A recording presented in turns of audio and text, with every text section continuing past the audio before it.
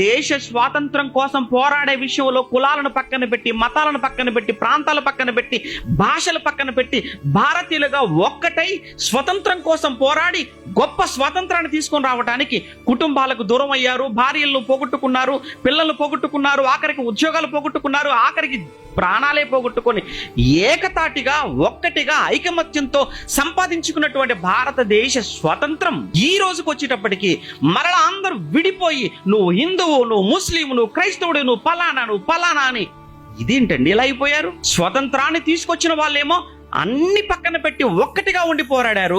ఈ రోజు ఆ స్వతంత్ర ఫలాలు అనుభవిస్తున్న వీళ్ళు లేదా మనం ఈ రోజు ముక్కలైపోతున్నాం. చూడండి, ఎవరిది దేశభక్తి? ఎవరికుంది దేశభక్తి? వాళ్ళది దేశభక్తి, వారికుంది దేశభక్తి. వాళ్ళ పేరు చెప్పుకుని ఈ రోజు అందరూ దేశభక్తి ముసుగులో వాళ్ళ ఆశయాలకు గండి కొడుతున్నారు కదా, వాళ్ళ ఆశయాలను ఆవిరిగా మార్చేస్తున్నాం కదా మనం. నిజమైన దేశభక్తులు వాళ్ళు ఆ రోజు దేశం కోసం పోరాడిన వాళ్ళు. వాళ్ళకున్న ఆస్తులు పోగొట్టుకున్నారు, వాళ్ళకున్న అవయవాలు పోగొట్టుకున్నారు, చివరికి ప్రాణాలను సైతం తృణపాయంగా ఎంచుకున్నారు, ప్రాణాలను సైతం పోగొట్టుకోవటానికి సిద్ధమైపోయారు. అదండి, అలాంటి వాళ్ళండి ఎందరో.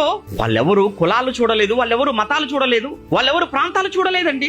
అందరూ ఒక్కటిగా అందరు కలిసి పోరాడారు. ఈ రోజు మనం ఎందుకు ఇలా ముక్కలైపోతున్నాం? ఇలా మనం వేరు వేరు అని చెప్పుకుంటూ ఒకరి మీద ఒకరు దాడులు చేసుకుంటూ ఒకరినొకరు సహించకుండా ఉన్నంత కాలం ఈ దేశం ఎలా ముందుకు వెళ్తుంది, ఎలా అభివృద్ధి చెందుతుంది?